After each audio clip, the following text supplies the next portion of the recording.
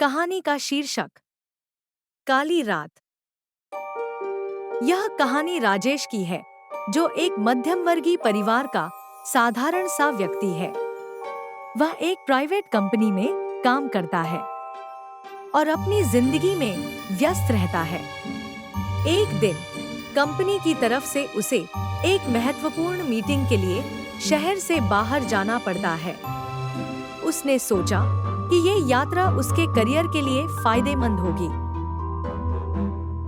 अब वह मीटिंग के लिए निकल जाता है। जिस जगह राजेश गया था, उसे वहां का वातावरण कुछ अजीब सा लग रहा था। अब वह एक होटल में ठहरता है और होटल के कमरे में जाकर आराम करने लगता है। वह कमरा बहुत पुराने जमाने का था। वहां पर लकड़ी के फर्श और बहुत पुरानी चीजें लगी हुई थी। राजेश अब सोने की कोशिश करता है,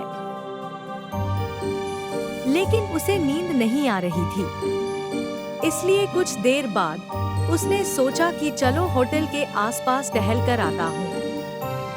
रात के करीब 12 बज रहे थे। अब राजेश होटल से बाहर निकला और सुनसान सड़कों पर टहलने लगा। सड़क के किनारे एक पुराना मकान था, जो अब खंडहर में तब्दील हो चुका था। अचानक उसकी नजर उस मकान पर पड़ी।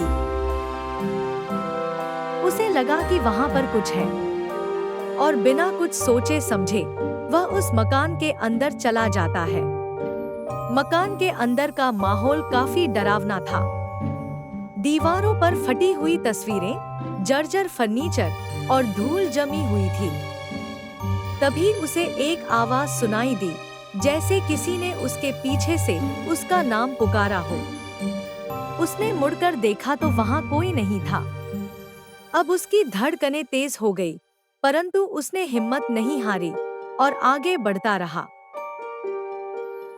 राजेश ने देखा कि मकान के अंदर एक तहखाना है। उसने ध्यान से देखा तो पाया कि वहां सीढ़ियां हैं, जो नीचे जा रही हैं। उसने दिल कड़ा किया और धीरे धीरे नीचे उतरने लगा। नीचे एक बड़ा सा कमरा था, जहां पुरानी किताबें और अजीबोगरीब वस्तुएं पड़ी हुई थी। कमरे के बीचों बीच एक पुराना बक्सा था। उसने बक्सा खोलने की कोशिश किया, लेकिन वह जंग लगा हुआ था।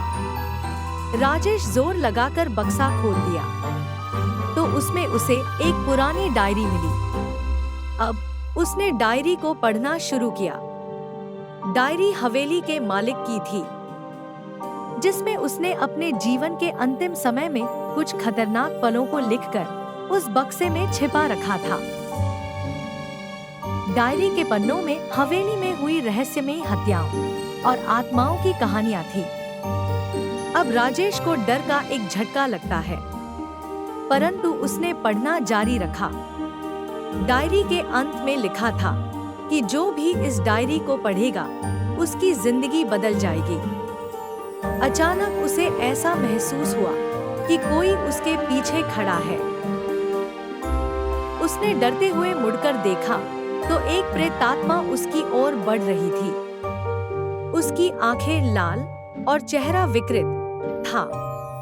राजेश के पैर जैसे जमीन में गड़ गए हो। उसे लगा कि अब उसका अंत तो निश्चित है, लेकिन तभी उसकी नजर डायरी के अंतिम पन्ने पर पड़ी, जहां लिखा था कि मुझे शांति चाहिए, मेरी अस्थियों को ठीक से दफना दो। अब राजेश ने हिम्मत जुटाई और प्रेतात्मा से कहा, मैं तुम्हारी मदद करूंगा, तुम्हारी अस्थियों को दफनाने का वादा करता हूँ। प्रेतात्मा ने थोड़ी शांति से कहा, मेरी अस्थियां तहखाने में हैं, उन्हें ढूंढकर दफना दो। राजेश जल्दी से उस कमरे से अस्थियों को लाया और उसे ले जाकर पास के शमशान में दफना दिया। राजेश ने जैसे ही उन अस्थियों को दफनाया, उसी पल वह प्रेतात्मा शांति से विलीन हो गई और राजेश ने राहत की सांस ली। वह होटल वापस लौट गया। अगले दिन उसने मीटिंग किया जो बहुत ही सफल रही। वापस घर लौटते समय राजेश के चेहरे पर एक सुकून था। उसने न केवल अपने करियर में सफलता पाई थी, बल्कि एक आत्मा को भी शांति प्रदान किया था। इस रहस्यमयी और डरावनी रात ने उसकी जिंदगी को हमेशा के लिए बदल कर रख दिया। और यह कहानी यहीं पर खत्म हो जाती है।